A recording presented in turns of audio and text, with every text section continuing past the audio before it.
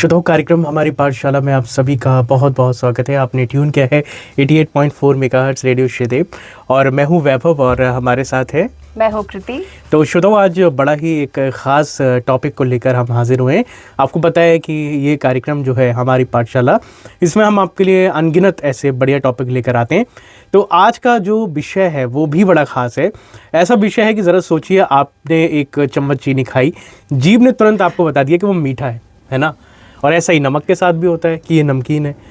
तो इसी पर हम बात आज करने वाले हैं, है ना कृति जी? बिल्कुल, आज हम जानेंगे भाई कि हमारी जीभ को ऐसे कैसे पता चल जाता है कि क्या चीज़ कड़वी है, क्या चीज़ नमकीन है, क्या चीज़ मीठी है। जीभ को स्वाद का अंदाज़ा कैसे होता है, इसके बारे में आज हम बात करेंगे।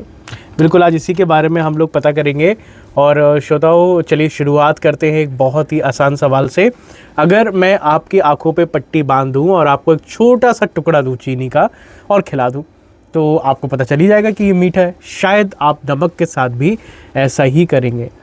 चलिए अब एक क्विज करते हैं ना। जी बिल्कुल जी।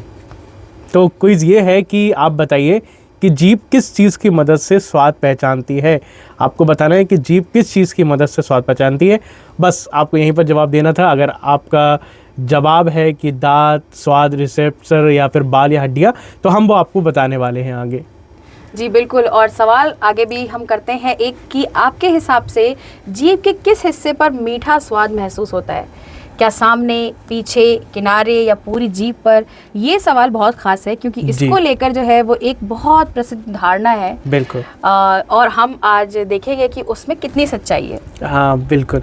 तो देखिए, बहुत लोगों ने स्कूल में या कहीं और ये तस्वीर देखी होगी जब जीभ का आगे वाला हिस्सा मीठा पहचानता है और किनारे नमकीन और खट्टे और पीछे का हिस्सा कड़वा पहचानता है। क्या कभी आपने ऐसा सुना है कि अगर हाँ तो हमें ये जो टंग मैप वाली पुरानी धारणा है ना, वैज्ञानिक रूप से ये सही नहीं मानी जाती है। हमारी जीभ के अलग अलग हिस्सों में अलग अलग स्वादों को पहचानने वाले जो रिसेप्टर्स पाए जाते हैं, यानी ऐसा नहीं है कि जीभ का सिर्फ एक छोटा सा जो हिस्सा है वो मीठा पहचान सकता है या दूसरा सिर्फ कड़वा। पूरी जीभ के कई हिस्से अलग अलग स्वादों को महसूस करने में योगदान देते हैं और अलग अलग हिस्सों की संवेदनशीलता में कुछ अंतर हो सकता है।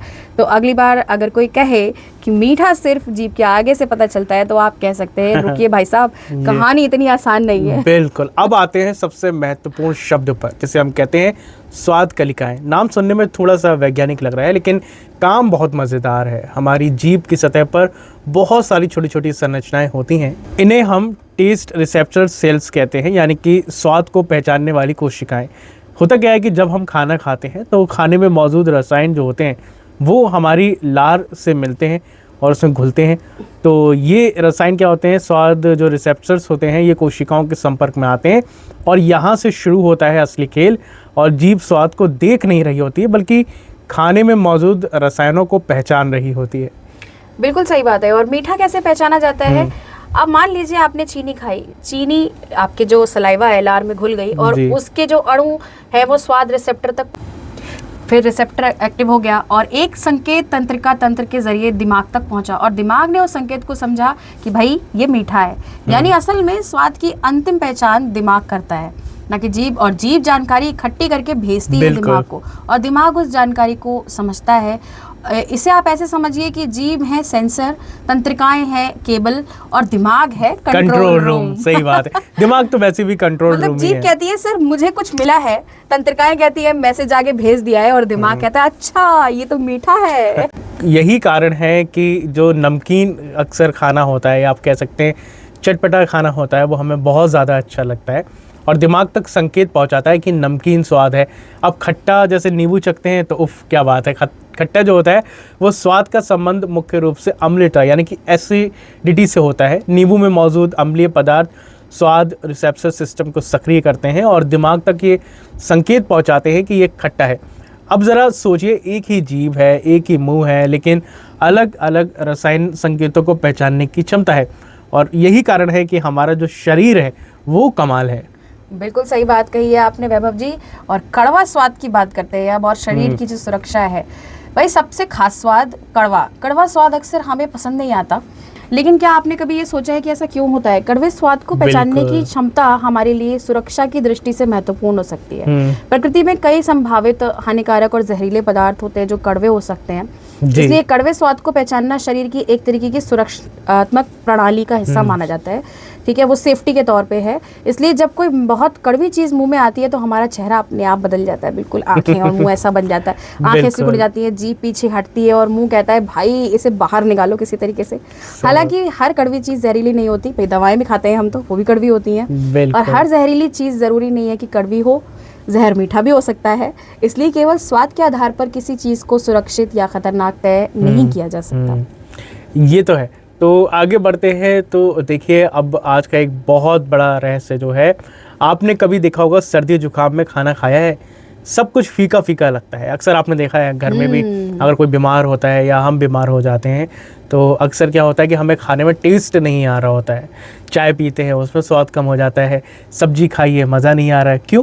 क्योंकि जो स्वाद के अनुभव में हमारी सूंघने की क्षमता है वो भी प्रभावित हो जाती है। अब आप सोच रहे हो कि भाई टेस्ट तो जीभ से आता है, अभी आप इतनी देर से ये बात कर रहे थे, अब इसमें सूंघने की क्षमता कहाँ से आई? नहीं, हम जो फ्लेवर महसूस करते हैं ना, उसमें जीभ के स्वाद संकेतों के साथ साथ हमारी नाक से आने वाली गंध की जानकारी भी शामिल होती है। एक बात और है कृति जी, हमने जीभ की बात करी, नाक की बात करी, हमारी आंखों का भी इसमें कमाल एक मुझे लगता है होता है। आपने देखा होगा जो खाने में थोड़ा सा राइट प्रेजेंटेबल लग रहा है, और सब्जी जो है अगर आपने देखा होगा अक्सर हम देखते हैं दावतों में तो ज्यादा हमें ब्राइट दिखती है, मतलब बहुत बता देते हैं, मतलब ये बहुत अच्छा होगा खाने में, देखने में इतना अच्छा लग रहा है, तो और कहीं ना खुशबू से देखने में ये सब चीजें बहुत मैटर करती हैं। तो ये तो हमारे शरीर का कमाल है। और जो हम बता रहे थे कि हमें जब खाना अच्छा नहीं लगता है, जब हमारी जुकाम या खांसी हो जाती है, तो उसका कारण यही है। तो अभी बहुत कुछ है जो आप अगर हमें बताना चाहें तो बता सकते हैं, आप हमें कमेंट कर सकते हैं, मैसेज कर सकते हैं, और हम चलते चलते एक बढ़िया सा क्वेश्चन पूछ लेते हैं श्रोताओं से।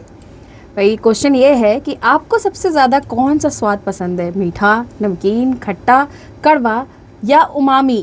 और एक और मज़ेदार सवाल ये है कि क्या आपको लगता है कि बच्चों और बड़ों के स्वाद पसंद अलग अलग क्यों होती है? हाँ, ये बात भी है। ये बहुत एक ज़रूरी मैटर है, क्योंकि हर उम्र का स्वाद अलग अलग होता है। कई बार हमें कोई स्वाद जो है बहुत टाइम बाद समझ में आते हैं। फॉर एग्जाम्पल जैसे मैं दूं कि पहले के लोगों को लौकी, तुरई ये सब बहुत अच्छा लगता है, आजकल के बच्चों को शायद इतना अच्छा नहीं लगता है। ये उम्र के हिसाब से लौकी तुरई आप एक नन्हे बच्चे को खिलाइए, उसे बहुत अच्छी लगेगी। जो न्यूली बॉर्न मतलब 6 महीने से ऊपर का बच्चा है, जिसे नया नया खाना सीखा है, लौकी तुरई उसे अच्छी लगेगी।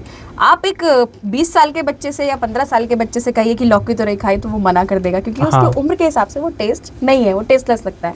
हाँ, आप एक 50 साल के व्यक्ति से कहेंगे कि आपको लौकी तुरई खानी है तो वो कहेगा हाँ बिल्कुल खानी है। क्यों? क्योंकि उसकी बॉडी की वही डिमांड है। बिल्कुल। तो आप भी कुछ बता सकते हैं।